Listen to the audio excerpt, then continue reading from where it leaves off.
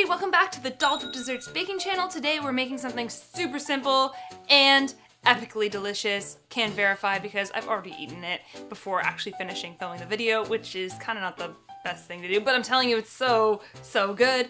Today we're making a super delicious pumpkin spice loaf. As always, all gluten-free, all vegan. These are also nut-free and can easily be soy-free if you just don't use soy milk. Totally up to you. So if you're interested in learning the secrets to making the most moist and delicious pumpkin spice loaf that also is gluten-free, make sure you stick around. For those of you who've stumbled on Untitled Desserts for the first time, welcome. My name is Katerina and I am the Chief Dessert Designer and founder of Untitled Desserts. Untitled Desserts is a real bakery and baking mix company from Hamilton, Ontario. This channel was created to help inspire you to get really creative with the gluten-free and vegan inclusive dessert that you make right at home to share with your friends and family. Whether you're an avid baker who's looking to get your hands a little bit batter covered in the gluten-free and vegan world, or you're a first-time baker with multiple allergies, if you like baking, this is the channel for you. Make sure you hit that subscribe button and the little bell so you can stay up to date with everything Untitled Desserts. Now without further ado, let's get baking this pumpkin spice loaf. For this recipe, we're using our Cloud9 vanilla cake mix. I've already poured it into my bowl to start. You can always start by putting the dry ingredients right into the bowl. It's totally up to you. But to my mixing bowl with the baking mix in it, I'm going to add in my sunflower oil, my non-dairy milk that has been curdled and combined with apple cider vinegar to make a delicious vegan buttermilk, my pumpkin spices, which are a combination of cinnamon and nutmeg. You can also throw in some cloves if you'd like, but don't go too heavy on the spices because we really want the pumpkin to show through in this recipe. And the last thing that we're gonna add is our pumpkin.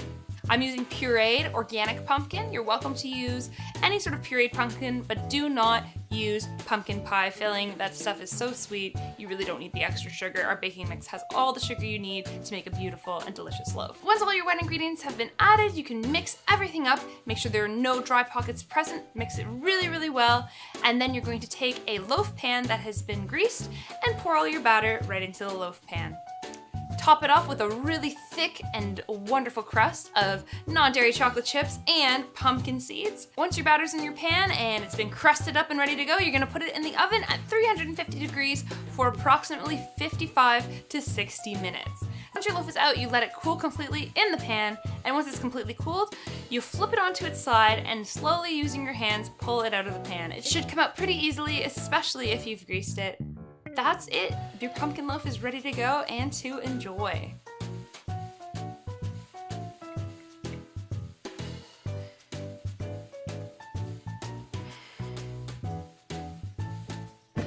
Guys, you don't understand how good this pumpkin loaf is. I'm usually not a big pumpkin fan. Like, it's not my first choice. I'd rather have a banana loaf or zucchini loaf, but this is so freaking good. I've never seen a gluten-free crumb that looks this good, has nice aeration, and is so moist. Oh, like, amazing. Once again, thank you so much for tuning in and watching another one of our wonderful, simple, gluten-free and vegan recipe videos. If you enjoyed this video and want to learn a lot more about gluten-free and vegan baking and get inspired to make delicious inclusive dessert, make sure you hit that subscribe button and the little bell so you can stay up to date with everything Untitled Desserts.